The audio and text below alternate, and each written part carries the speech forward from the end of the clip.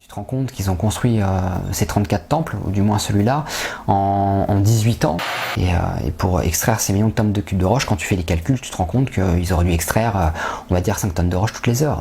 Et là, le mec te dit très sérieusement, hein, sans rougir, sans scier, il te dit que ici vivaient des hommes de 50 cm. Et les pierres d'Ica, elles mettent en évidence des scènes de vie d'hommes chevauchant des dinosaures. Des dinosaures, ouais.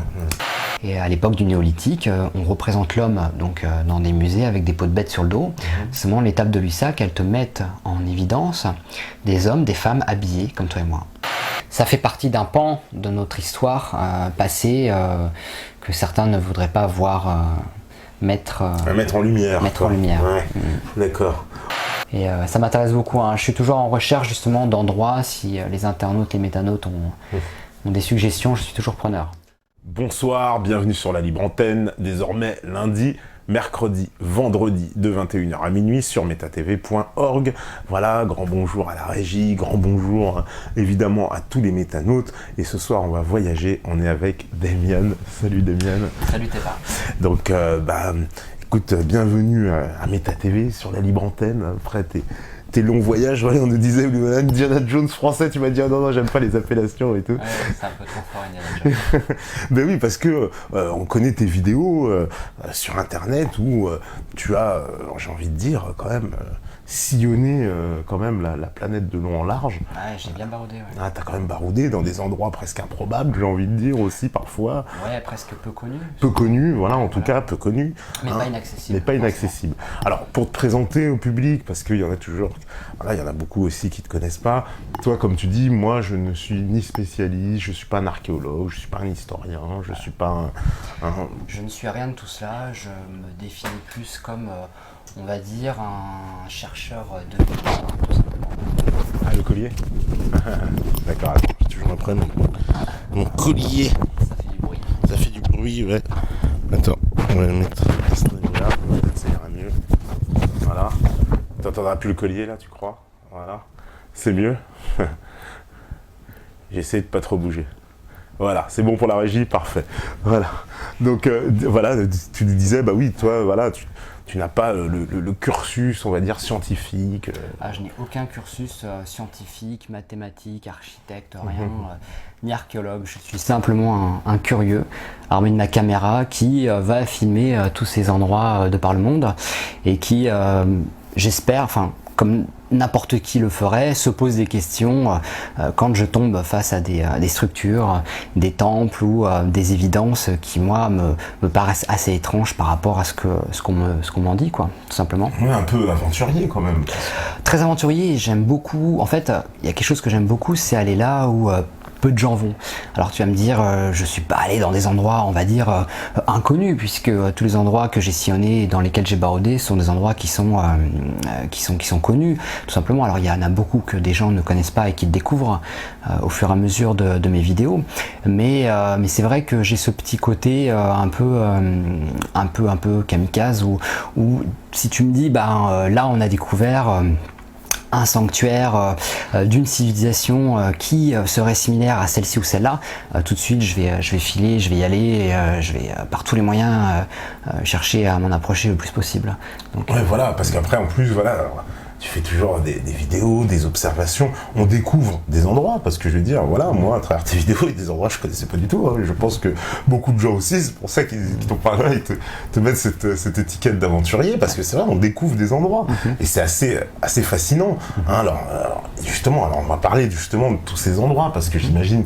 Il y en a beaucoup. Il y en a beaucoup, il y en a qui t'ont plus marqué que d'autres, j'imagine. Il y en a qui m'ont plus marqué que d'autres, ça c'est évident, et pas forcément... de par les choses que j'ai vues ou que j'ai découvert, mais plus par rapport au lieu, leur emplacement, par rapport à leur histoire aussi, et notamment par rapport aux légendes et aux mythes qui tournent autour de ces endroits, parce que moi je pars du principe qu'à partir du moment où il y a une légende ou il y a un mythe, c'est que quelque part il y a une histoire, il y a quelque chose une part de vérité. Et moi, dans ce que j'essaye de faire, c'est toujours essayer de voir quelle est cette part de vérité, quels justement éléments, quelles évidences on peut retenir de tout ça, en fait. J'essaye de chercher le concret dans tout ce qui est légende et mythes. J'essaie de justement de dénouer un peu cet ensemble de choses pour me focaliser sur les évidences et les faits. C'est-à-dire que en plus, c'est Souvent, donc, ce sont ce qu'on appelle les légendes locales, c'est-à-dire que ce sont les locaux qui t'expliquent la légende qui est rattachée au lieu. Tout à fait. Oui, souvent c'est ça. Souvent, parfois c'est le hasard, la coïncidence. C'est-à-dire que j'arrive dans un pays pour à la base aller visiter un lieu, et puis de fil en aiguille, en parlant avec des gens, en faisant des rencontres, j'apprends qu'il existe à cet endroit-là un lieu qui est, on va dire, peu connu, un lieu qui a son histoire, et là tout de suite ça m'intéresse parce que c'est quelque chose que je ne connais pas, qu'on ne connaît pas, dont on n'a pas forcément entendu parler. Et là, pour moi, il y a un vrai intérêt, c'est-à-dire raconter une histoire, faire découvrir quelque chose qui n'a pas encore été jusque-là forcément mis en avant. Alors par exemple, moi j'ai découvert les grottes de Ellora. Ouais. Qui sont connues pourtant. Qui sont connues, ouais, je suis un inculte, peut-être. Non. Enfin, je connaissais pas du tout. Voilà, avec le temple de Keilosa, c'est ça? Kailasa, ouais. Kailasa. Kailasa Temple, ouais. Kailasa Temple. Par contre, j'étais absolument subjugué, quoi. Ouais. Donc c'est un endroit qui a été construit dans la pierre. Tu peux nous expliquer un peu? Alors c'est tout un temple en fait, sur plusieurs niveaux, qui a été taillé dans une montagne de basalte. Donc imagine que tu as devant toi un gros bloc d'argile par exemple, et avec tes petites mains tu vas creuser une sculpture. Dis-toi que ces anciens bâtisseurs à l'époque ont réalisé un chef-d'œuvre et ont creusé un temple immense de plusieurs milliers de kilomètres carrés, qui justement regroupe des chambres, des temples, des colonnes, t'as des souterrains, t'as des bas-reliefs, des sculptures, des gravures, un travail phénoménal, et tout ça taillé dans un seul et même bloc qui est cette montagne. Donc aucune pièce rapportée, rien du tout, c'est-à-dire que la montagne était là, les mecs sont amusés à creuser et t'ont fait un temple incroyable à l'intérieur. Et ce temple de Kailasa n'est qu'un des 34 temples qui figurent dans ce lieu, qui sont appelés justement les Ellora Caves, comme grotte. Ouais. Et là, tu en as un qui est sublime, qui est un chef total, mais derrière, tu en as 33 autres qui sont beaucoup moins importants, beaucoup moins imposants, mais qui ont été fabriqués, sculptés de la même façon, avec forcément les mêmes outils, qui jusque-là restent un grand mystère, puisque le basalte est un matériau qui est extrêmement dur, et que pour le tailler, il faut des outils extrêmement abrasifs, et donc soit tu tailles le basalte avec du basalte, mais bon, là tu casses ton basalte, ou alors tu passes au diamant. Donc diamant, comme on peut trouver sur des pointes dans le scie carburé, et alors là tu te dis oui, mais bon, à l'époque ils n'avaient pas ça, c'est ça le problème, tu vois. C'est là qu'il y a des choses qui commencent à... Bon. Alors on va te dire, oui, mais bon, à l'époque on a taillé, c'est un peu comme tous les lieux qui sont mystérieux aujourd'hui. C'est toujours la même histoire, c'est toujours la même problématique. C'est un travail incroyable, titanesque, mais il y a toujours des incohérences par rapport à ces outils qu'on leur attribuait, et aussi aux datations qu'on s'attribue à donner à l'élaboration de la construction de ces temples. Voilà, donc pour Kailasa, si tu as vu la vidéo, c'est incroyable. Il y a une perfection de la symétrie des colonnes qui est complètement incroyable. Ouais, pas que les colonnes. Oui, enfin, ce que je montre pas dans cette vidéo, et qui moi est un point très très important, c'est que non seulement ces bâtisseurs, ils avaient les outils, les connaissances mathématiques forcément pour réaliser une telle construction, et puis il faut savoir que on n'improvise pas une construction comme ça là. Il faut avant y travailler, c'est des années de travail. Faut mettre tout ça sur plan. Hein. Quand tu vois la configuration du lieu, tu te dis, il n'y a pas de hasard finalement. Ils sont pas arrivés en se disant, tiens, on va tailler cette montagne pour en faire une succession de temples ou de cavités. Non, tout ça a été clairement et proprement élaboré. Donc c'est ça qui est intéressant. Donc même si ça a été construit officiellement entre 754 et 774 ou 713, je sais plus, après Jésus-Christ, tu te dis que les mecs ils ont dû bosser encore avant 3 bonnes années pour élaborer le truc. Et chose très importante, c'est que ce temple qui est de loin le plus réussi et le plus parfait, on va dire, dans ses dimensions, et le plus vieux de cet ensemble de 34 temples. Donc ça c'est très intéressant. Et la deuxième chose intéressante par rapport à ce temple, comme je l'ai précisé, donc c'est le fait que ce soit du basalte, et j'ai oublié vraiment, parce que le problème c'est que je pars dans tous les sens, et j'ai oublié le petit point que je voulais rapporter par rapport à ça. Enfin, toujours ça va revenir que ces milliers de tonnes de roches extraites pour fabriquer ce temple, on n'en a aujourd'hui aucune trace. C'est-à-dire que ces 400 000 tonnes de roches, rien que pour ce temple, ont disparu dans la nature, littéralement. Alors on se dit, bon bah oui, peut-être qu'ils ont transporté pour ce temple, et je parle bien que pour ce temple, ces 400 000 tonnes de roches, ils les ont amenés ailleurs, mais tu te dis où est-ce qu'ils les ont amenés, qu'est-ce qu'ils ont fait avec, parce qu'aujourd'hui, si tu veux trouver des temples en basalte autour des zones de Ellora Cave, il faut prendre le train, et il faut 2 jours de train pour trouver d'autres structures en basalte. Donc c'est un sacré boulot, quoi, tu vois. Et on parle que d'un seul temple. Hein, on parle que d'un seul temple, c'est-à-dire qu'en fait, on trouve aucune trace donc de cette excavation, quoi. De ces extractions de pierre, dans aucune trace. Et voilà, et c'est ce que je voulais dire juste à l'instant que j'ai oublié, c'est que non seulement ils avaient les connaissances pour bâtir, mais en plus ils n'ont pas réalisé ce temple de façon anodine, c'est-à-dire qu'ils avaient aussi la connaissance d'une science acoustique. C'est-à-dire que ces temples ont une particularité pour certains, c'est que quand tu rentres dedans et que tu commences à parler, tu as une sorte de résonance qui se répercute dans toutes les structures dans toutes les cavités de ce temple et qui amplifie en fait le son. Donc c'est-à-dire que non seulement ils ont pu creuser, mais en plus ils savaient comment creuser et où creuser pour faire en sorte que des mantras qui puissent être on va dire chantés, récités dans ce temple aient probablement un effet, on va dire sur le corps et sur la vibration en règle générale. Voilà, parce que bon, pour revenir très rapidement sur Ellora Cave, c'est tout simplement le mélange entre 3 courants religieux.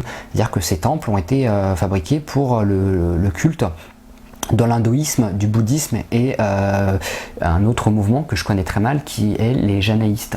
Donc voilà, donc c'est une sorte de mélange religieux finalement qui se passe dans une sorte de tolérance la plus totale, hein, puisque c'est rare aujourd'hui de voir un seul temple dédié à plusieurs cultes religieux. T'en trouves un en Inde à Delhi, à ce fameux temple qui ressemble à comment on appelle ça, pas un nénuphar, une feuille de lotus qui s'ouvre. Et alors ce temple est complètement, on va dire, vierge de religion, c'est-à-dire que n'importe qui est musulman, qui est catholique ou peu importe, peut aller dans ce temple et donc s'adonner à la prière. Voilà, c'est une sorte de temple neutre. Et ben les caves d'Ellora, c'était ce type d'endroit neutre dans les religions où tous ces mouvements se croisaient et se toléraient en fait. En plus, alors, il y a un moment, tu expliques qu'ils ont voulu essayer de le détruire à 1000 ouvriers. Mais... Oui, ça a été pendant les invasions barbares, t'as un empereur musulman qui s'appelait Awamzi, forcément c'était pas conforme en fait à sa religion et à ses croyances, donc il a décidé tout simplement de le détruire, hein, comme ça a été très souvent le cas dans d'autres endroits, et ils sont tombés sur du lourd, parce que là pour casser du basalte avec des marteaux, des burins, des machins, il faut y aller, et en 3 ans les mecs ils ont à peine réussi à égratigner un 50e du temple, quoi. Ils ont juste cassé la tronche des bouddhas, des machins, ils n'ont pas pu faire plus, bien que leur objectif principal c'était d'éradiquer et faire disparaître ce temple, ils n'ont pas réussi à faire plus que l'effriter très légèrement, quoi. Ouais. Donc ça laisse, ça fait poser beaucoup de questions sur les techniques qu'ont pu utiliser ces anciens bâtisseurs, parce que tu te rends compte qu'ils ont construit ces 34 temples, ou du moins celui-là, en 18 ans. Alors c'est ce que l'histoire elle te dit, et puis quand tu te rends compte que c'est 400 000 tonnes de roches extraites en 18 ans, rien que pour ce temple, tu tombes vite dans des conclusions. On te dit putain, alors attends, il y a un temple là, il a été fait en 18 ans, mais à côté t'as des temples plus récents, donc 34 autres qui ont été construits à peu près, construits taillés dans la même période, et là ça représente des millions et des millions de tonnes de cubes de roche, et pour extraire ces millions de tonnes de cubes de roche, quand tu fais les calculs, tu te rends compte qu'ils auraient dû extraire on va dire 5 tonnes de roche toutes les heures. Donc tu te dis comment ils font pour extraire 5 tonnes de roche toutes les heures, alors que ces mecs pendant les invasions barbares n'ont pas réussi à effriter le temple en 3 ans. Ouais. Tu vois ce que je veux dire? Ça pose tu un dis problème, qu'est-ce qu'ils avaient comme outil surtout, hein, et puis, Parce que c'est ça la question qu'on se pose tout le temps, et que qui a été posée en plus dans un certain nombre de reportages, c'est l'outillage utilisé, en fait la façon dont étaient construits les temples, parce que c'est une question justement à laquelle l'histoire officielle, même elle, n'a pas vraiment de réponse, quoi. Elle en trouve. Elle en trouve, ouais. Alors qu'est-ce qu'ils nous disent sur justement l'utilisation, non? Bah toujours pareil, hein, les petits outils habituels de l'époque, hein, parce qu'il faut rester dans ce que... ce qui était concevable à l'époque, c'est ça? Voilà, ce qui était soi-disant concevable à l'époque, donc on est sur du petit marteau, on est sur du burin, et puis c'est tout. Aujourd'hui, si tu veux couper du basalte, d'ailleurs dans la vidéo voilà, d'Elora que j'ai mis en avant, je montre aujourd'hui, au XXIe siècle, comment on fait pour couper un cube, un morceau de basalte de quelques tonnes, et c'est des heures de travail, c'est des machines, avec des machines, avec de l'eau, beaucoup d'eau, bulldozer et machin, et voilà. Tu vois, ils font passer un câble en acier dedans, il y a un effet de friction, on arrose avec beaucoup d'eau pour pouvoir justement faire que ça pète pas, et puis surtout c'est des outils mécaniques. Des outils mécaniques qu'on a aujourd'hui, des machines mécaniques, qui nous permettent juste d'extraire un bloc. Oui. Et là, on parle justement d'extraire, non seulement de tailler et d'extraire, mais en plus de graver en même temps. Parce que ce sont des bas-reliefs après, ce qui reste. Des bas-reliefs, des cavités, des structures intérieures. Et tu te dis, donc les mecs, non seulement ils ont réussi à tailler, sculpter, extraire, mais en plus, il a fallu qu'ils fignolent avec des outils dont on ignore, hein, enfin, qu'on nous dit officiellement, des bas-reliefs, des fresques incroyables, et tout ça en 18 ans. Ça fait... Ouais, moi je veux bien croire à beaucoup de choses, mais il manque des choses, il manque des données, tu vois, il manque des... c'est ça qu'on a l'impression que ça vient un peu, ce que nous disait d'ailleurs Laurent Villaverdici, les observations viennent contredire les versions officielles, souvent ça rentre en contradiction. Quoi. Et toi, c'est les premières choses que tu vois, parce que je pose des questions, tu te dis, mais ce qui est intéressant, c'est que quand tu as en fait les versions officielles, tu te poses pas les questions. Il faut un moment que tu aies un élément déclencheur. C'est-à-dire que tu aies un détail qui vienne en contradiction avec quelque chose que tu sais, ou alors que quelqu'un avec toi t'explique quelque chose. Et là, il y a un déclic, et tu te dis, ah oui, mais attends, mais c'est vrai que ça peut pas se faire comme ça, il y a un problème là où c'est pas cohérent, il y a quelque chose de pas logique. Tu vois, j'étais toujours en Inde à cette époque-là, donc c'était l'année dernière, j'étais sur une zone en Inde qui s'appelle MP, qui est située dans le sud, on va dire centre-sud de l'Inde, et là tu vois des rochers de plusieurs centaines de tonnes qui sont posés les uns sur les autres, un peu comme des dominos, comme des petits cubes. Et bon, alors, la version officielle, on te dit que c'est la nature qui a fait ça. Bon, moi, j'arrive pas à savoir comment la nature fait pour empiler des blocs les uns sur les autres comme ça.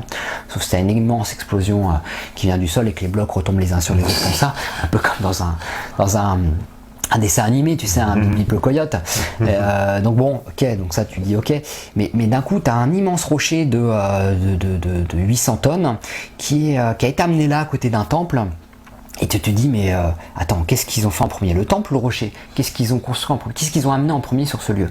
Et là, tu te rends compte, en étudiant bien la chose, qu'il y a un truc qui va pas, et tu réalises que ce rocher, ils l'ont amené là, tout simplement, parce qu'ils en avaient besoin pour construire. Et j'avais rencontré justement un Britannique qui était là, et j'étais en train de m'extasier devant ce rocher, je tournais dans tous les sens, je regardais, je regardais en dessous, j'essayais de comprendre. De comprendre le processus, de remonter dans ma tête comment ils ont fait ça, dans quel but, pourquoi. Et là, il y avait un mec qui était là, un Britannique, et il me voyait comme ça, et puis je lui dis qu'est-ce que t'en penses? Il me fait de quoi tu parles? Je dis mais regarde ce bloc là, cette pierre immense qui fait au moins 600 tonnes, à vue d'œil, si tu prends la densité du granit qui est de, je ne sais plus combien, 2,6 tonnes au mètre cube. Et là tu vois le truc qui fait 7 mètres par 5 mètres par 3 mètres, et là tu te dis, bon, tu fais un rapide calcul, tu te dis oui, bon, le truc il fait à peu près 600 tonnes en gros, quoi, hein. Je vais pas refaire le calcul. Et le mec il fait quoi, je vois pas trop. Je dis mais réfléchis bien, regarde, le truc il est là, il est collé au temple. Et le mec il a commencé à se poser la question, et là j'ai vu qu'il a commencé à bugger, et il m'a dit ah ouais, c'est vrai, c'est bizarre, c'est quand même, tu vois. Et c'est pas quelque chose forcément qui est visible à l'œil nu, c'est-à-dire que pour une personne qui n'est pas accoutumée à regarder, qui n'a pas forcément un œil, c'est quelque chose qui ne va pas choquer. Il faut simplement à un moment avoir une information, avoir une clé pour déverrouiller un ensemble de réflexions qui derrière vont t'amener à te poser d'autres questions. Et voilà. Et bien sur ce temple aussi, alors il y a tout un tas de légendes dans le temple de MP. D'MP ? Ouais. Sur MP, on dit que ça aurait été le lieu où serait venu dans les anciens temps des dieux, serait descendu du ciel, et ça va un peu en parallèle avec toutes ces histoires qu'on trouve dans le Mahabharata, ce livre sacré indien, qui fait mention de Vimanas, de dieux qui seraient venus, qui se referaient la guerre sur terre, et puis bon, et donc c'est le lieu en fait où seraient descendues certaines divinités, où seraient venues certaines divinités, puisque certains temples sont dédiés à certaines de ces divinités. Et au-delà du mystère de ces rochers empilés les uns sur les autres, qui sont énormes, voilà, pour faire une petite parenthèse, tu as un endroit là-dedans où tu as perdu dans les montagnes sur un plateau on va dire un ancien sanctuaire construit de façon rudimentaire qui date du néolithique selon les rapports du bureau officiel d'archéologie d'Inde, du Karnataka, et on te dit que alors les locaux te disent, parce que officiellement l'archéologie en Inde ne te le dit pas parce que c'est improbable, mais les locaux te disent et à cet endroit là il y a eu longtemps, il y a eu un peuple de petits hommes qui vivaient là, un petit peuple d'hommes de 50 cm. Et là, moi, mon guide me parle de ça et je dis attends, t'es sérieux là 50 cm, comme ça fait oui, le mec très sérieux, tu vois, le mec qui vit dans sa... Le mec, j'ai rencontré par hasard en cherchant en fait des chutes d'eau, et j'ai vu cette maison au bord de la Pampa, au bord d'une route en terre, et le mec, on a discuté et tout ça, il m'a emmené voir ces chutes que je n'aurais jamais trouvées sans lui, et puis de fil en aiguille, en discutant avec lui, en apprenant mes centres d'intérêt, il se dit tiens, peut-être que cet endroit pourrait t'intéresser. Et là, il m'a emmené à cet endroit incroyable, qui est mentionné comme étant le sanctuaire d'Ibernakal ou Iberinakal, je sais plus exactement.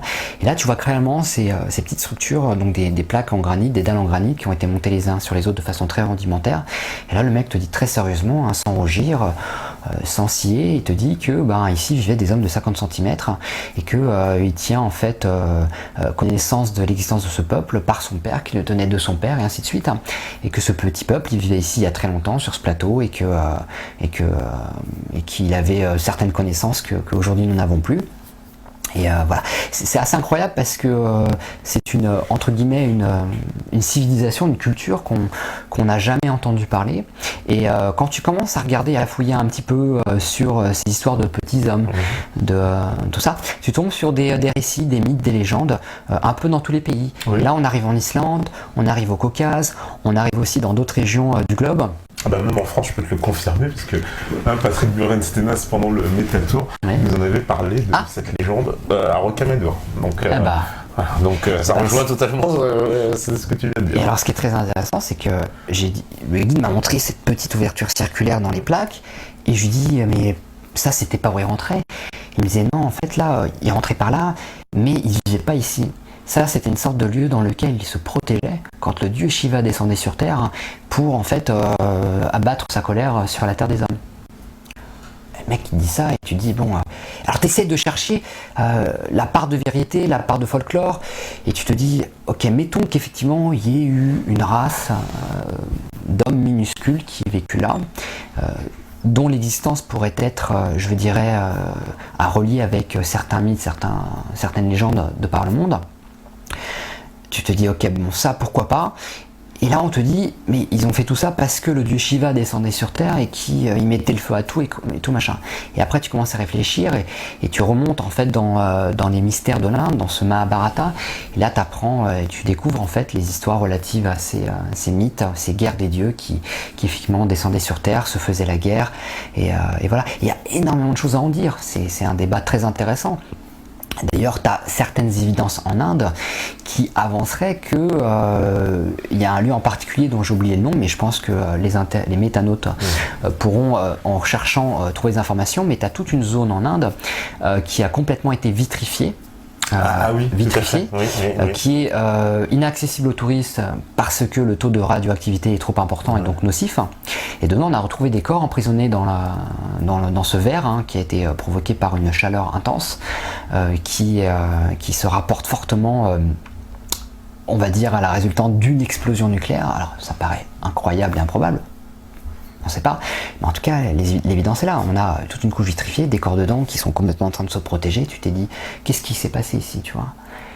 Est-ce que vraiment tout ça c'est vrai? Est-ce qu'il n'y aurait pas une vérité à tout ça? Est-ce que peut-être à l'époque, il y a très longtemps, il y a des milliers d'années, peut-être y avait-il, pourquoi pas, des dieux, effectivement, comme c'est dit dans beaucoup de récits, dans beaucoup de religions, dans beaucoup de cultures et de mythes. Peut-être y a-t-il eu effectivement dans les anciens temps, ça s'est vraiment passé, je sais pas. Voilà. Mais en tout cas, il y a beaucoup d'évidences aujourd'hui de choses qui nous dirigent vers l'impensable, souvent comme j'aime le qualifier, qui pour beaucoup relate de la fantaisie, mais dont il est important de prendre en considération, parce que c'est peut-être aussi des endroits où chercher. Ouais, parce que c'est évidemment, on va dire, c'est légende, parce que c'est comme ça qu'on les appelle. Légende, ouais. Il y a bien peut-être une source véridique. En fait, rien ne le confirme, rien ne vient l'affirmer. Enfin, rien ne l'affirme et rien ne le contredit. Voilà. Donc à partir du moment où rien n'affirme quoi que ce soit, rien ne contredit ce qu'on pense affirmer, je pars du principe que tout est recevable. C'est ce que je dis à chaque fois au début de mes vidéos. Voilà, il n'y a aucune théorie qui nous dit que cette théorie n'est pas vraie. Donc à partir de ce moment-là, elle est recevable ou acceptable. Après, à chacun, selon ses convictions, sa vision du monde, sa vision des choses, de croire ou de ne pas croire, de penser ou de ne pas penser, ça, c'est libre à chacun. On me dit Mohenjo-Daro. Je ne sais pas si c'est l'endroit en question, mais... Mohenjo-Daro, j'en ai entendu parler. Ouais. C'est vrai que beaucoup de personnes m'en parlent. Je crois, si je ne dis pas de bêtises, et les métanautes réagiront voilà. Instantanément, me semble-t-il. Ils sont attaqués. Je me demande si ce n'est pas en Éthiopie, donc à vérifier. Non, il me semble bien que c'est au Pakistan, enfin vers l'Inde, Pakistan. D'accord, très bien. Mais c'est un endroit dont j'ai beaucoup entendu parler. C'est vrai que je serais assez curieux, assez intéressé d'aller voir là-bas ce qu'on peut y trouver. Je n'ai pas vu j'ai pas eu le temps de faire mes propres recherches ou de voir ce qu'on pouvait voir.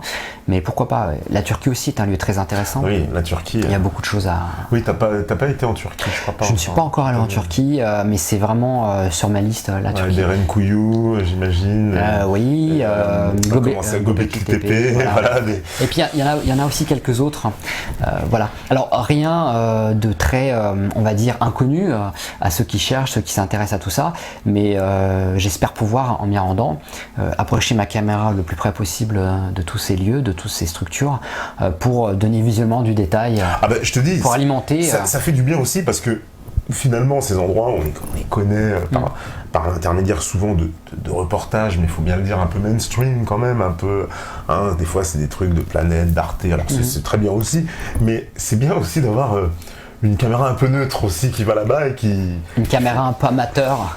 Oui, un peu, oui, mais c'est comme sur MetaTV, il y a un petit amateurisme aussi, mais ça donne un petit côté un peu authentique, on va dire. Voilà, tout à fait. Quoique j'essaye d'être un petit peu plus pédagogue dans mes démarches maintenant, dans certaines vidéos que je présente, c'est-à-dire que il y a beaucoup de choses que j'improvise et puis il y a d'autres choses, j'essaie de me renseigner un peu avant pour apporter un peu en complément de l'information. C'est mieux que d'avoir un mec qui se pose là des questions sans savoir vraiment.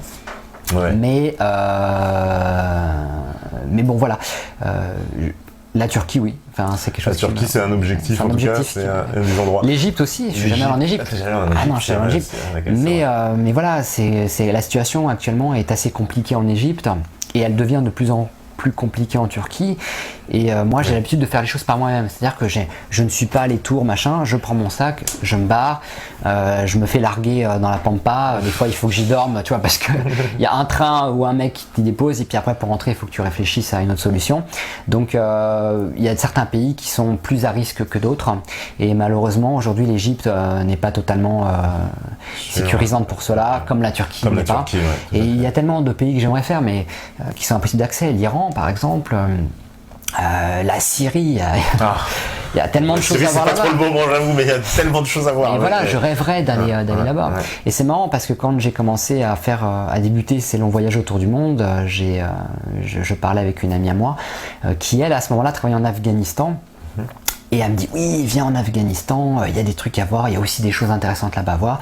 Et c'est vrai que ça m'a un peu freiné, quoi. Forcément, on était, il y a 5-6 ans, c'était un peu compliqué de partir à l'aventure comme ça. Le Népal aussi, non? Ça tire pas? Ah, le Népal, j'y suis allé. Ah, t'y es allé? Je suis allé, le Népal. Alors le Népal, c'est une autre histoire parce que, le Népal, au-delà de la beauté du lieu, l'Himalaya, ces temples bouddhistes que tu trouves un peu partout, on est dans un sujet qui est un peu différent. C'est-à-dire que autant on est dans l'Antiquité, sur certaines civilisations, quand tu vas au Pérou, quand tu vas en Amérique du Sud, quand tu vas là où je suis allé, autant le Népal, ce qu'il y a à y découvrir est plus spirituel, c'est-à-dire que c'est plus par rapport cette fois à des mythes, vraiment. Et moi je suis beaucoup attiré par les mythes parce que j'estime encore, comme je l'ai dit, que derrière les mythes il y a des vérités.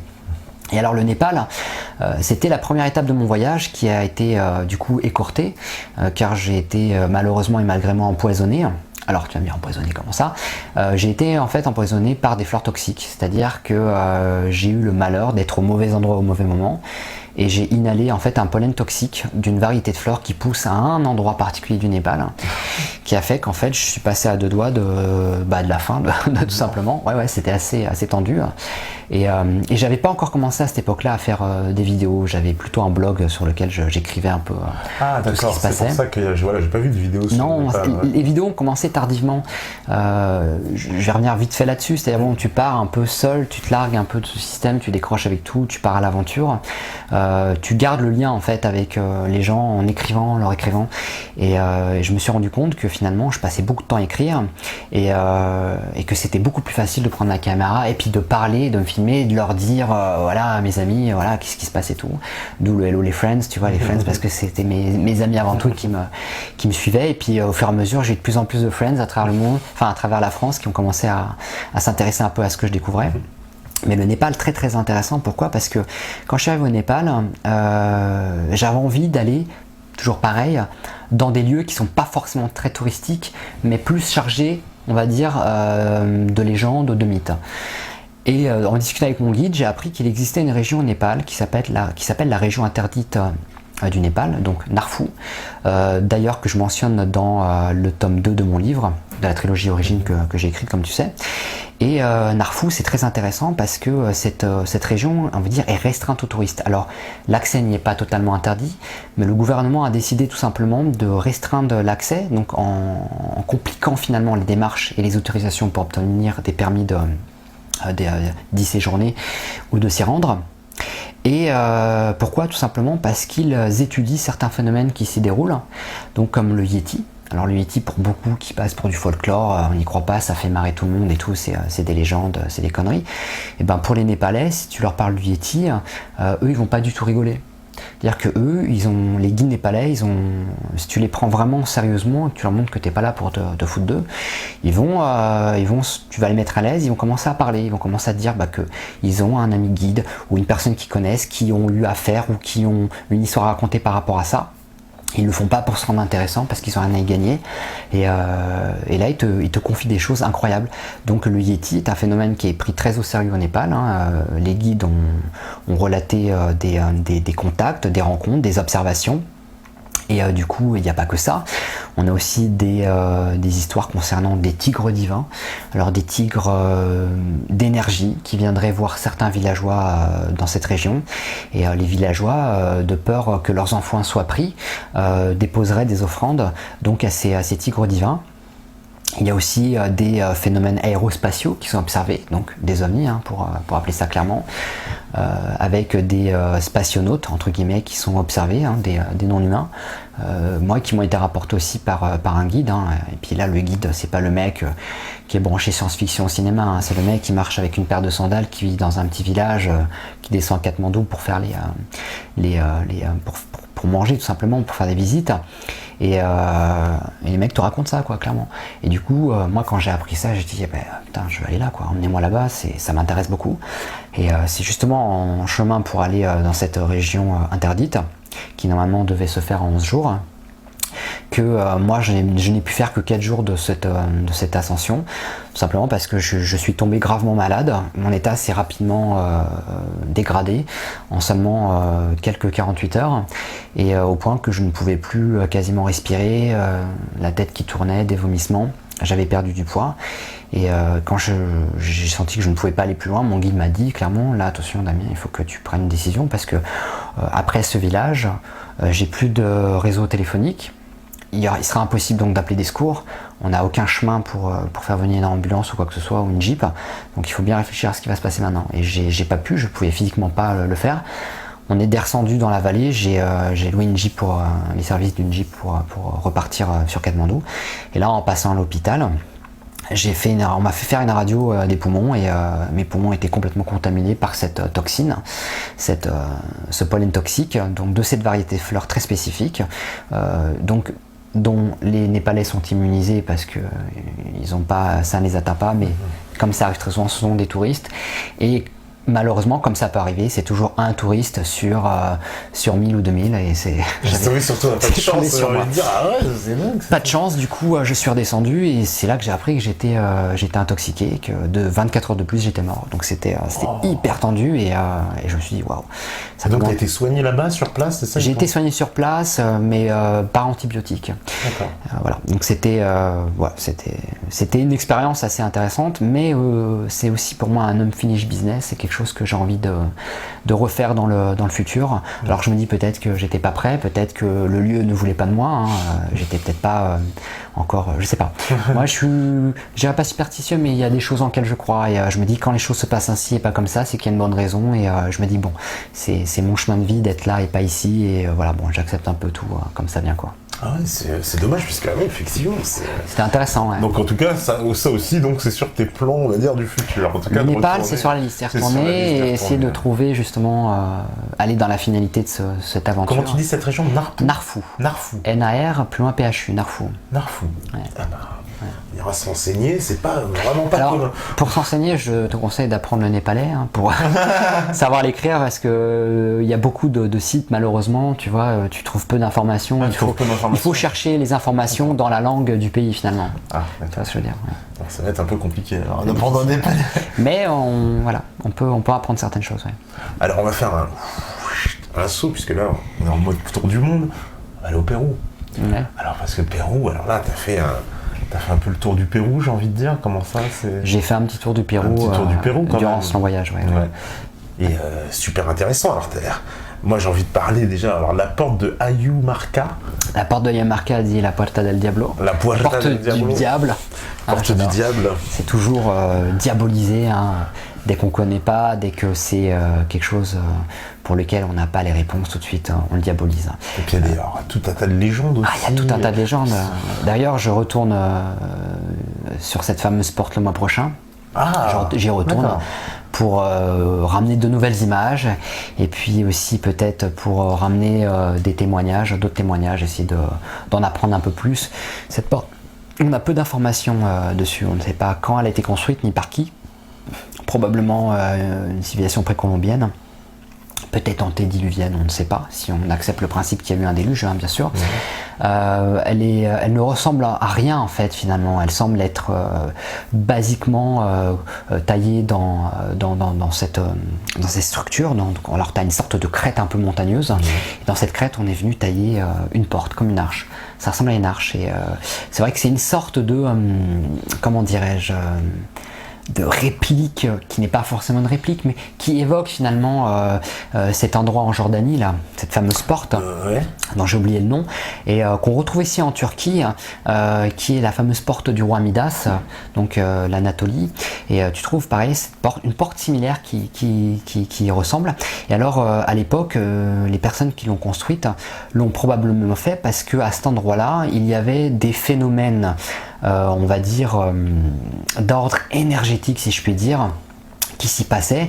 Donc on avait des choses qui sortaient en fait de cette crête montagneuse, des choses qui sortaient, qui rentraient.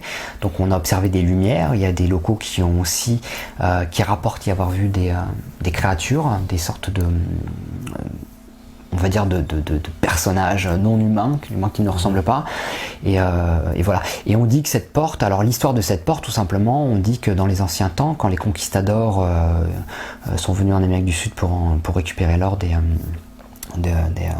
Péruviens, enfin de ces anciennes civilisations, il y avait un prêtre qui s'appelait Ayumarca, d'où le nom la porte d'Ayumarca. Non, il s'appelait Amaru Meru, pardon. C'est encore autre chose. Il s'appelait Amaru Meru, ce prêtre. Il avait un disque d'or qui était très convoité des conquistadors. Et la légende de cette porte dit qu'il serait, donc pour leur échapper, il se serait présenté devant cette porte, aurait en fait insinué son disque d'or dans la cavité que tu trouves au centre de cette porte, et il aurait instantanément disparu dedans. Comme si cette porte finalement était un peu comme dans ce film et dans cette série Stargate, une sorte de porte des étoiles. Et c'est comme ça en fait que les locaux la définissent vraiment comme une porte des étoiles. C'est une porte qui te donne accès à un autre monde. Voilà. En plus, c'est vers le lac Titicaca, c'est ça? C'est juste en face du lac Titicaca, vraiment, on va dire... un lac sacré un peu pour les Péruviens. Qui est un lac très sacré, puisque c'est ici qu'on trouve l'Isla del Sol, l'île du Soleil, qui est côté Bolivie. Donc le Pérou est collé à la Bolivie, et entre les deux, tu as le lac Titicaca, et tu as l'Isla del Sol. Et l'Isla del Sol, ça serait donc l'île du Soleil, sur laquelle il y a très longtemps un dieu, enfin une déesse qui s'appelle Orejana serait descendue pour apporter aux hommes la connaissance. Et c'est intéressant aussi de voir que cette déesse était donc non humaine, hein, d'origine extraterrestre, avec 4 doigts, les mains palmées, qui avait un corps avec des jambes et des bras comme nous, mais avait par contre un crâne très élingué, très long. Donc l'Isla del Sol, on dit, serait le point d'arrivée de certains dieux il y a très longtemps. Et cette porte se situe juste en face de l'Isla del Sol. Donc tu as le lac Titicaca finalement, et tu as cette porte qui est juste en face à quelques, on va dire, vingtaine de kilomètres, peut-être à 15-20 km, même moins je pense, c'est même moins, c'est beaucoup moins, une dizaine de kilomètres à peine. Donc voilà, donc c'est marrant que tu as à cet endroit, autour du lac Titicaca, plusieurs en fait lieux assez mystiques et connus qui sont concentrés, parce que tu as aussi le fameux temple, la fameuse cité de Tiwanaku qui est justement, voilà, ça fait un peu un triangle, tu as l'Isla del Sol. T'as ici côté Bolivie, tu as Tiwanaku, et puis tu as cette fameuse porte des étoiles qui est donc la porte Yumarca. Voilà. Il y a beaucoup d'histoires sur cette porte et c'est très très intéressant. Il y a beaucoup de gens aussi de par le monde qui y viennent, des adeptes qui croient en certaines choses. Il y a un peu de tout, hein. C'est un peu aussi l'endroit où tous les illuminés vont. Moi je discutais avec un guide, un mec qui garde l'endroit, qui m'avait dit qu'il avait vu une fois un bus de touristes débarquer et ils s'étaient tous mis nus et s'étaient mis à danser devant la porte dans l'espoir de la voir s'activer, de la voir s'ouvrir, enfin voilà. Donc d'accord, ça c'est ambiance, ça Jim Jones, ça ouais. Mais c'est ça le truc, c'est que quand tu as des endroits, on va dire très forts en énergie, comme certains disent, et qui ont une histoire assez forte, aussi des légendes très, très intéressantes, tu as toujours des gens qui y vont et qui espèrent en fait y découvrir quelque chose ou en tirer quelque chose. Donc, qu'il va se passer quelque chose, en fait. Ouais. Déclencher un événement. Moi, je te cache pas que j'aurais aimé voir de mes propres yeux quelque chose, hein, clair, ramener une super histoire, mais bon, malheureusement, je n'ai rien vu de particulier, rien ne s'est produit. Je ne démonte pas les légendes, au contraire, moi, je prends beaucoup de plaisir à lire, écouter toutes ces légendes et tous ces mythes, hein. Mais je pense qu'il y a une part de vérité là-dedans. Voilà, après il faut, je veux dire, démêler tout ça, mais c'est intéressant. J'essaierai d'en apprendre plus en y retournant. Parce que le Pérou, il y a pas mal de choses. J'ai noté aussi Marcahuasi. Ah, alors là, tu me cites vraiment les lieux, moi, que je porte vraiment le plus dans mon cœur, qui sont pas forcément ces temples comme Sacsayhuaman, comme Ollantaytambo, toutes ces cités incroyables et tout ça, merveilleuses, hein, j'ai envie de dire. Mais là, tu me cites des endroits vraiment qui me tiennent à cœur parce que c'est des histoires avec lesquelles j'ai une affinité particulière. Tu vois. Et Marcahuasi, quand tu y vas, tu trouves sur ce plateau à 4000 mètres d'altitude, là tu es à 160 km de la capitale, donc Lima, et tu es à 5-6 km du village le plus proche, donc là tu es au milieu de nulle part, tu es sur le toit du monde, et tu as ces rochers énormes, ces morceaux de montagne qui représentent en fait des animaux. Alors après tu te dis oui mais c'est l'imagination machin, et c'est ça justement qui est intéressant, c'est parce que on ne sait pas si ça a été taillé ou si c'est naturel, mais toujours est-il que ces formes animales et ces visages humains que tu vois dans la roche sont là, ils existent. Donc tu retrouves une tortue, tu vois un lion, un condor, tu trouves des tas d'animaux, hein, voilà. Mais au-delà de ça, c'est aussi un endroit qui a fait parler à un moment parce que il y a des personnes qui ont à un moment rapporté avoir vu des géants, des êtres géants à cet endroit-là, d'ailleurs qui ont été filmés, et c'est ça qui est intéressant. Une vidéo a circulé sur internet à ce sujet, qui circule toujours, 2 femmes originaires d'Amérique latine qui ont filmé de loin en fait 2 énormes rochers, ce qu'elles pensaient être 2 énormes rochers, jusqu'à ce que ces rochers s'animent et d'un coup se déploient, et on se rend compte que là ce n'était pas des rochers, c'était simplement en fait deux personnages immensément grands, d'environ 3-4 mètres à peu près de haut, qui sont en train de s'étirer, qui sont en train de se rhabiller, ou je sais pas, il se met une veste, tout ça. Et là c'est très très troublant parce que cette vidéo a beaucoup tourné sur des chaînes d'information en Amérique du Sud, parce qu'il faut savoir, c'est que en Amérique du Sud par exemple, comme dans certains pays d'Europe, enfin pas Europe, plus en Asie, on croit beaucoup plus à tout ça. Oui. Et ça fait un peu plus ouvert d'esprit. Donc nous, tu vois, au journal télévisé le soir, à la chronique, on va dire Madame Machin qui plante des pâquerettes, trucs, que là, ils vont te présenter un fait un petit peu extraordinaire, mais un fait, quoi. Et c'est intéressant parce que ça a fait le tour, et il y a eu une analyse de cette vidéo qui a été faite, et on s'est rendu compte que c'était pas du tout du chiquet, et on a comparé clairement les images qui ont été prises par ces deux femmes, et juxtaposé à ces images, on t'a mis le même endroit, filmé à un autre moment, où tu vois des personnes normales, de taille humaine comme toi et moi, et là tu vois vraiment qu'on a affaire à des êtres très très grands, et moi ça me fait rêver quelque part. Ça me fait rêver de me dire que peut-être à cet endroit-là, il y a effectivement peut-être des êtres beaucoup plus grands que nous, peut-être ceux qu'on mentionne dans les anciens textes, tu vois, dans un grand nombre de cultures, ces fameux géants. Est-ce qu'ils existent encore? Peut-être, j'en sais rien. Mais en tout cas, voilà, il y a pas mal d'histoires qui tournent autour de ce lieu qui est Marcaroisi, et beaucoup aussi d'autres anecdotes. Il y a beaucoup de gens qui meurent chaque année. Donc des accidents bêtes et stupides. Tu es quand même à 4000 mètres d'altitude, et des fois tu veux avoir la photo parfaite, et moi je me suis déjà approché au bord de ce plateau, parce que là tu as une montagne et puis c'est un plateau, c'est comme ça. Et là en fait tu es 4 fois la hauteur de la tour Eiffel, et tu vois en bas, c'est comme si tu étais dans un avion, quoi, tu vois. Et tu as des gens qui veulent avoir la photo parfaite et qui tombent, on ne sait pas comment. Voilà, tu as des gens qui deviennent fous aussi là-haut. Ce lieu est très intriguant parce que il y a un truc là-haut qui fait que tu peux pas y rester trop longtemps. Si tu passes trop de temps, ça t'affecte, comme s'il y avait une énergie particulière ou une radiation qui affectait en fait le cerveau, l'esprit. Et moi j'ai rencontré un mec à Lima qui allait très très régulièrement, et le mec avait été complètement illuminé, c'est-à-dire que ce mec ne se nourrissait plus d'aliments, il se nourrissait de feuilles d'arbres, il buvait de l'eau de fleurs, et c'était son régime. Et le mec me disait qu'il y passait régulièrement plusieurs semaines tout seul là-haut, en solo, machin. Et le mec avait, on va dire, je dirais pas perdu l'esprit, mais il était complètement déconnecté de la réalité. Et c'était effrayant, en même temps fascinant, tu vois ce que je veux dire? Et j'ai eu connaissance de certaines anecdotes de gens qui ont passé trop de temps là-haut et qui en sont devenus fous, quoi. Donc, ça t'a ressenti quelque chose en restant longtemps là-bas? Parce qu'à un moment, dans la vidéo aussi, tu vas dans une crevasse. Oui. Que tu t'expliques, c'est une crevasse, en fait, immense. L'endroit dont tu parles, c'est une faille. C'est une faille, oui. Une crevasse. Ouais.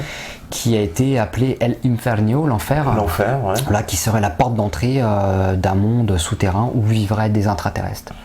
Donc des personnages qui ne sont ni comme toi ni comme moi, hein. Je sais pas à quoi ils ressemblent, mais il y a beaucoup de légendes, d'histoires qui parlent de ce lieu, et on déconseille fortement aux gens d'essayer de s'y aventurer, et n'importe comment, si tu veux y descendre, il faut y aller avec des cordes et en rappel. Alors par contre, si tu vois pas la faille et que tu te loupes, tu tombes dedans, ça descend très profond, et voilà, et on sait que très profondément il y a des sortes d'émanations de gaz qui sont toxiques, donc de toute façon si tu tombes et que tu pas par la chute, tu ne survis pas de toute façon par rapport aux gaz et aux émanations.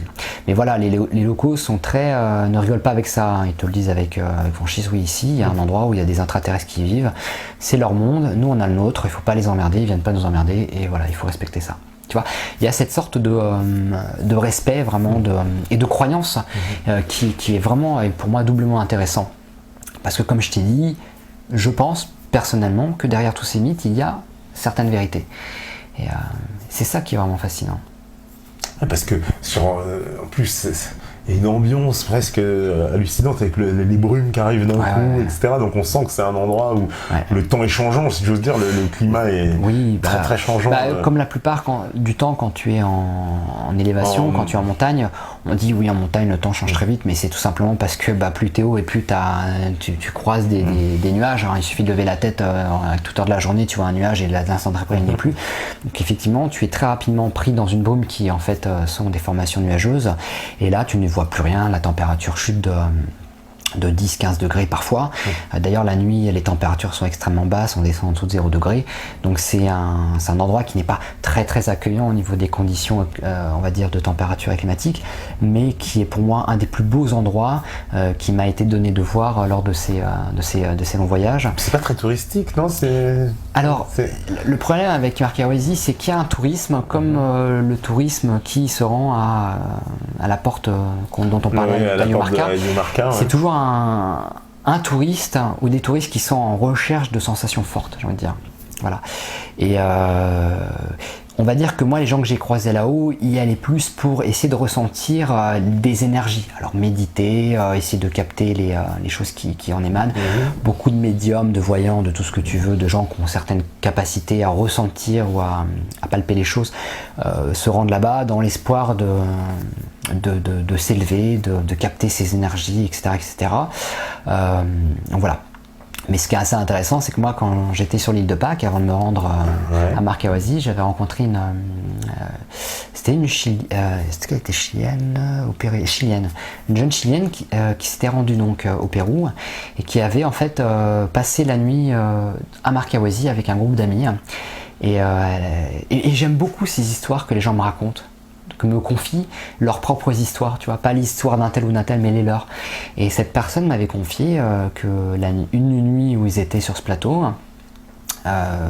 une personne qui était avec eux dans la nuit était sortie de la tente pour aller aux toilettes nocturnes, et elle avait fait l'observation d'une étrange en fait créature encapuchonnée qui en fait ne touchait pas le sol et se déplaçait comme ça autour du plan d'eau à côté duquel ils campaient, et ça les avait effrayés, ils étaient morts de trouille, et voilà. Et cette histoire, moi, m'intrigue énormément parce que c'est une parmi tant d'autres. Voilà. Alors certaines autres t'en entends parler ou t'en lis, mais c'est toujours intéressant d'avoir une anecdote qui vient d'une personne qui l'a vécu vraiment, quoi. Donc voilà. Donc quand même un endroit très mystique, j'ai envie de dire. Très mystique, il y a un endroit comme beaucoup d'autres il y a sur Terre. En plus c'est un peu inaccessible, ce que tu disais, enfin, tu dis il faut 2 heures de Lima, après il faut 1 heure du village, enfin on va dire, faut vouloir y aller quand même. Voilà, faut vouloir y aller. C'est forcément donc pas inaccessible, puisque t'as le village là-haut, mais c'est vrai que l'accès n'est pas simple, et puis surtout ce n'est pas dans les guides touristiques. Si tu veux y aller, alors aujourd'hui il y a beaucoup de gens qui s'y rendent, comme moi je m'y suis rendu, il y a beaucoup de forums qui en parlent, des blogs, des choses comme ça, donc tu peux facilement trouver le moyen d'y aller, comme moi je l'ai fait. Après tout, j'avais pas d'informations plus que ça quand j'y suis allé, mais c'est vrai qu'il faut prendre un bus qui part de Lima, t'en as pour 4-5 heures. Après, tu as un autre bus à prendre qui monte là-haut, et là, tu en as encore pour 4-5 heures. Donc, en partant à 8h au matin, tu arrives là-bas, il est 18h, 19h. Donc, c'est le parcours du combattant. Et une fois que tu arrives au petit village de San Pedro de Casta, donc qui est le village le plus proche de Markawazi, après, il faut marcher 5-6 km, donc 2-3 bonnes heures, pour arriver sur le plateau. Donc, c'est encore, après, il faut encore marcher, il faut encore monter, ça grimpe, et c'est vraiment l'aventure. Et là, quand tu arrives là-haut, il n'y a plus rien, il n'y a pas un bruit, tu es loin de la civilisation, tu es loin de tout. Et là, on peut dire que tu es vraiment paumé. Et encore, j'estime que moi, où je suis allé, où j'ai baroudé sur ce plateau, ce n'était pas non plus, je veux dire, complètement paumé, puisque, des gens y viennent, comme moi j'y vais, mais par contre, tu vois que tu peux t'enfoncer encore sur ce plateau, tu peux aller loin, et je pense que quand je vais y retourner le mois prochain, je vais essayer de m'aventurer un petit peu plus loin encore. Essayer d'aller plus loin, découvrir d'autres rochers, essayer de voir, gratter, ce qu'il n'y a pas des choses intéressantes. Et ce qui est très intéressant aussi sur ce plateau, c'est que tu as un endroit qui est appelé la forteresse en français, je ne sais plus le nom en espagnol, et cette forteresse qui est très intrigant, donc c'est que ça ressemble un peu à cette montagne, un peu comme quand tu vois dans ce film Rencontre du troisième type, et donc quand tu montes à son sommet, tu as des cavités qui ont été creusées de la main de l'homme, Et il y a des petites chambres qui ont été aménagées et qui sont minuscules, et tu te rends compte que ça a été fait pour des personnes de très très petite taille. Et tu as l'impression d'entrer dans une maison de poupée quand tu es là-haut. C'est très intéressant. Donc j'aurai l'occasion donc de refilmer ça en détail et de représenter des évidences et donner des images aux métanautes et aux internautes. Et voilà. Mais on te dit aussi que c'était un lieu de sacrifice il y a très longtemps. Tu vois, il y a le sacrifice entre beaucoup dans toutes ces histoires. C'est toujours du sacrifice, c'est toujours un sanctuaire, c'est toujours un lieu où il s'est passé des choses, où c'était pour les dieux. Et vraiment, tu as cette montagne ce mont vraiment, parce que c'est pas une montagne, c'est plutôt un mont qui s'élève environ à 200 mètres de hauteur environ. Ah, quand même. Ouais, c'est pas rien. Et là, tu arrives au sommet, tu surplombes tout le plateau de Marcahuasi, et là, à son sommet, tu as ces cavités qui ont été creusées, et tu demandes pourquoi. Tu essaies dans ta tête de retracer l'histoire, de comprendre en fait qu'est-ce qui a pu se passer à cet endroit-là. Et c'est assez intriguant. Et à mon grand regret, je ne parle pas assez bien l'espagnol pour pouvoir être au plus près des locaux, pour en apprendre plus. Mais j'espère que le mois prochain, ça sera différent. Je serai cette fois accompagné d'une personne qui pourra justement m'aider à établir un contact avec les locaux de ce lieu, quoi. Tienes que hablar espagnol, hein, para ir J'ai pas al choisi Perú. le Non, mais c'est vraiment très intéressant. Alors, tu as été aussi, juste avant la pause, on va parler un petit peu du Machu Picchu, parce que bon, toi, justement, alors, c'est ce que j'ai beaucoup aimé, parce que t'en fais une analyse, t'es un peu déçu quand même du Machu Picchu. T'es sévère, tu dis... c'est un peu de la, allez, on va le dire, c'est un peu de la carotte, quoi. C'est un peu de la carotte par rapport à ce qu'il faut payer. À ce qu'il faut payer pour aller voir, voilà, c'est pour y accéder. T'as l'impression qu'il y a une espèce d'usine à touristes derrière, un peu. Totalement. Tu dénonces ça un peu. Ouais, explique-nous un peu, parce que bon, nous, on sait pas ce qui se passe. Très rapidement, le Machu Picchu, c'est un business qui engrange plusieurs millions de dollars chaque année. D'ailleurs, comme je l'ai dit dans la vidéo, on ne sait pas où va l'argent et à qui. Oui, voilà, d'ailleurs, c'est ça que tu nous dis, mais il y a beaucoup d'argent, on ne sait pas trop. Une minorité de personnes, des responsables locaux, voilà. Pour aller au Machu Picchu, donc déjà, il faut compter 3 jours, une journée pour aller, une journée pour revenir et une journée pour monter. Et puis surtout, il faut dépenser au minimum 200 €. Donc pour payer le droit d'entrée, le droit de monter là-haut. Et puis aussi, et je l'ai fait. Au Pérou, j'imagine. Oui, et surtout que je l'ai fait par la voie la moins chère, tout simplement, comme beaucoup font. Mais ce qui est intéressant, c'est que finalement, moi, j'ai pris beaucoup plus de plaisir à accéder, à me rendre au Machu Picchu, plutôt que dans la finée à y être. Tu vois. Et bon, le Machu Picchu, j'ai quand même un petit regret par rapport à cette visite. À ce moment-là, je n'étais pas encore je n'avais pas encore l'œil sur certaines choses, certains détails, certaines pierres. J'ai pas pris le temps de bien regarder, de prendre le temps d'observer certaines structures, certaines pierres, certains murs qu'on voit qui sont ces fameux murs cyclopéens. Terme que j'ai appris récemment, je remercie Monsieur Pouillard de la Révolution des Pyramides de l'avoir suggéré, puisque c'est bien d'appeler un mur par son appellation quand on est dans un certain cas de figure. Et voilà, je suis passé à côté de ça vraiment, et je vais y retourner donc pour amener des images. Mais oui, on est dans un tourisme business qui engrange énormément d'argent, et c'est une chose que je n'aime pas faire, c'est être avec tout le monde, toute la masse, le troupeau, on va dire. Ouais. Voilà, mais bon, il faut jouer le jeu, c'est le jeu. Et puis ne pas aller voir le Machu Picchu, ne pas le visiter quand au Pérou, c'est un peu comme à la Paris, ne pas voir la Tour Eiffel. T'es obligé de le faire au moins une fois. Mais tu gardes quand même une déception un peu quand même du business autour de ça. C'est surtout le business qui pourrit qui a pourri finalement mon ressenti vis-à-vis de ce lieu, mais je ne peux pas retirer la beauté de ce lieu. C'est quand même quelque chose d'incroyable, de magnifique, si ce n'est malheureusement que le Machu Picchu s'affaisse de quelques centimètres tous les ans, dû en fait à au trop grand nombre de passages de touristes. C'est ça, oui, c'est un gros nombre de passages de touristes. Et oui, le Machu Picchu s'affaisse, donc on prévoit, on le sait, un énorme glissement de terrain sur le Machu Picchu dans les années à venir, mais on ne sait pas quand ça se produira, mais on sait que ça va se produire. C'est un peu comme le tremblement de terre en Californie, on sait qu'un jour il y en aura un, mais on ne peut pas le prédire quand. Il ne faudra pas être là-bas, comme je dis, le jour où ça va se passer, parce que ça va être un sacré tour de toboggan pour tout le monde, quoi. Ah oui, parce que bon, c'est quand même le lieu emblématique effectivement du Pérou. C'est le lieu vraiment le symbole du Pérou même. Symbole du Pérou même. Et pour moi qui me parle moins, qui est un lieu comme Marcahuasi, comme Ouais. la Porte du Diable, ou comme Ica, où on trouve les fameuses pierres, Ouais. ou comme Paracas, où on trouve les fameux crânes élingués. Pour moi, voilà. Aujourd'hui, j'ai envie de chercher autre chose que de la pierre. J'ai envie de trouver d'autres évidences, de voir d'autres choses qui permettent justement, tu vois, de mettre la main sur des détails, sur des petites anomalies. Et le Machu Picchu n'est pas l'endroit où je pense que où on peut trouver quelque chose. Ouais. Bon, on va faire une petite pause, tu vois, on est déjà arrivé à la fin de la première partie. La régie, elle est prête? Non, elle n'est pas prête, je le sens. Et là, tu vois, surpris. Il est en train de t'écouter, il est surpris. Non, mais c'est parfait, il est prêt. Et on fait la petite pause et on revient juste après. Restez connectés, c'est la libre antenne, à vous la régie.